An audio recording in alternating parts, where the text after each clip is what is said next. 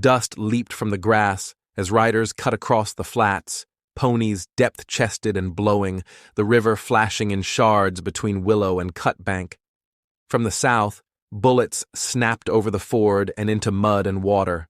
The long village stirred as if lifted by a wind. Dogs barked, men shouted for horses. From the willow islands up to the bluffs, the sound of the first volley rolled, and with it the knowledge that the soldiers had found the camp. The camp had swelled for days. Lakota from several bands, northern Cheyenne and a few Arapaho, followed the bison and a leader whose power was prayer more than command. Sitting Bull's vision, told in the sun dance weeks earlier, promised soldiers falling into camp. Families cooked, women scraped hides, boys raced ponies in the shallows. The meadow, greasy grass to those who lived there, ran wide to the cottonwoods. Smoke drifted straight up in the noon heat. Near midday, the first threat came. Major Marcus Reno led 3 companies of the 7th Cavalry down the valley from the south, skirmish line in tall grass. Smoke rose from the first lodges hit by his scouts. Men ran for horses. Families moved north as bands formed. Reno's line fired, then swung to a cottonwood grove near the river and fought on foot. When riders pressed close, he ordered a break to the bluffs. The retreat became a run. Some reached the rim, others fell on the flat or in the timber, a few in the river. Reno's battered command rallied on a rise and looked back over dust and heat at a village that did not stop. While Reno fought for a foothold, George Armstrong Custer rode north with 5 companies, C, E, F, I, and L, tracking the higher ridges on the east side of the river. He divided the regiment, sending Captain Frederick Benteen off to the left and Captain Thomas McDougal to the rear with the pack train. With Custer rode about 200 men. If a plan can be read from fragments, it was to hit the village in more than one place and break it. Scouts pointed to dust and horses beyond the river. Custer pushed along the ridges. In the village, defense became counterattack. Gall, a Hunkpapa leader, ran the length of his people's section and called men to the ford. Two Moon and Lame white man among the northern Cheyenne turned their horses toward the soldiers on the bluffs and pointed north. White Bull recalled crossing high and cutting back along the ridges to find the second set of bluecoats. Crazy Horse, riding with Oglala, took the broken ground and came in fast, where the soldiers' line looked thin. Shortly after Reno's retreat, Benteen reached the bluffs with 3 companies and Custer's message. Come on. Big village. Be quick. Bring packs. He chose to stay with Reno and the ammunition, rather than race into the unknown. They dug in on Reno Hill, cooled carbines with water, pulled wounded from under horses, and watched the far ridges for signs of Custer. Smoke rose from the river bends. They did not know that his fight had broken open beyond their view. Custer's route bent along heights now named for the men who died there. Calhoun Hill, Keogh's sector, and the last rise bearing Custer's name. He probed the river near Medicine Tail Coulee, then turned back under fire. Warriors had already found his trail. Fire pressed flanks and front.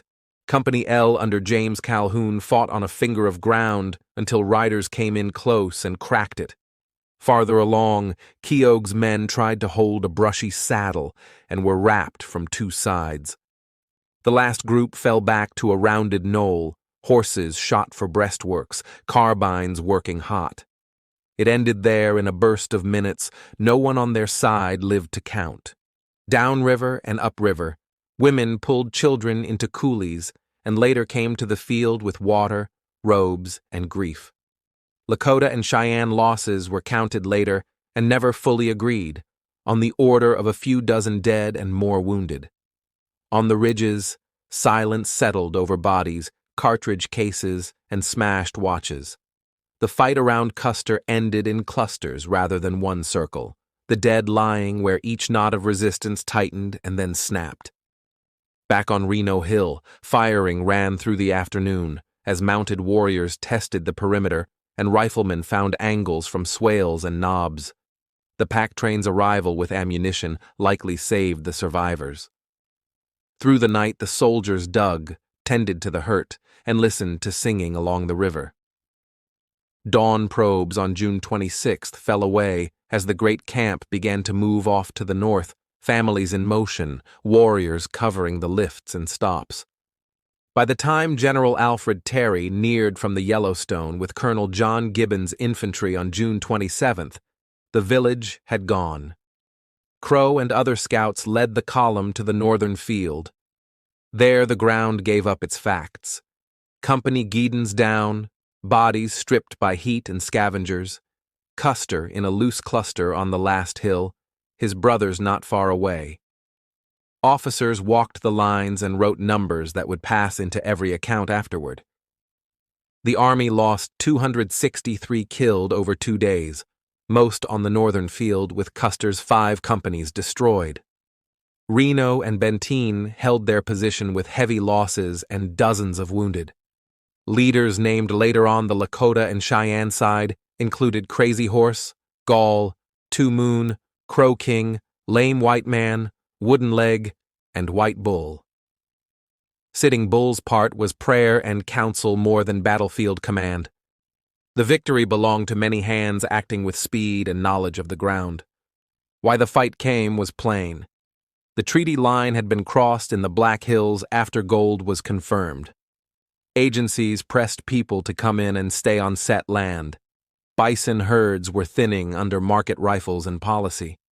The 1876 campaign aimed to break holdouts with converging columns. Crook had been stopped on the Rosebud a week before.